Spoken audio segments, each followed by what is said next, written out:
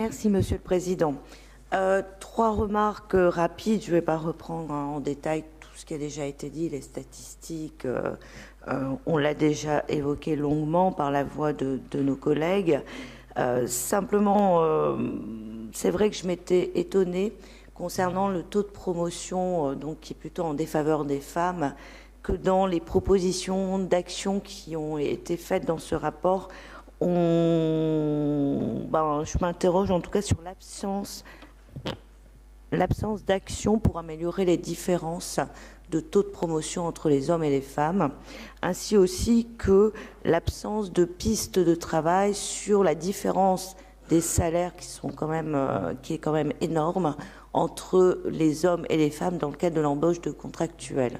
On avait pu le remarquer lors de la commission. C'est vrai que le différentiel est énorme. Donc voilà, une première piste de travail à vous suggérer. D'autre part, je suis contente d'ailleurs que mes collègues communistes aient retenu l'idée que j'avais suggérée en commission concernant le retour à l'emploi des bénéficiaires du RSA. On a souvent évoqué cette priorité qui était la nôtre collectivement.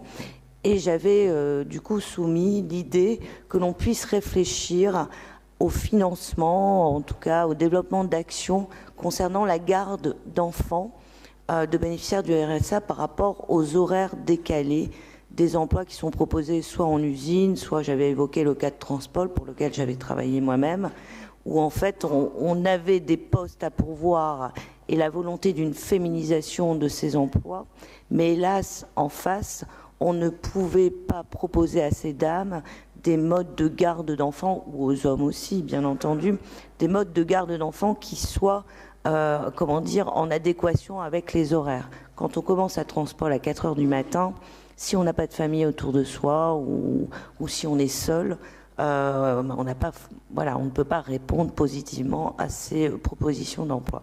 Donc voilà une piste de travail qui me semble vraiment hyper importante à l'heure actuelle, quand on sait que de plus en plus d'entreprises en logistique s'installent sur nos territoires, que là on est toujours sur des des postes en équipe, donc 3-8. Il serait fortement intéressant qu'on puisse, nous départements, en tout cas envisager de nouveaux modes de garde pour les familles monoparentales. Dernière chose, c'est vrai qu'on peut que se féliciter de toutes les actions qui vont être entreprises et qui sont proposées pour garantir l'égalité homme-femme. Cependant, on peut aussi regretter que le département ait réduit de manière drastique certaines subventions aux structures qui agissent sur l'accès aux droits des femmes. Il serait peut-être en effet intéressant qu'on puisse se réinterroger collectivement sur ces subventions données aux associations qui luttent contre les violences faites aux femmes. Merci de votre écoute.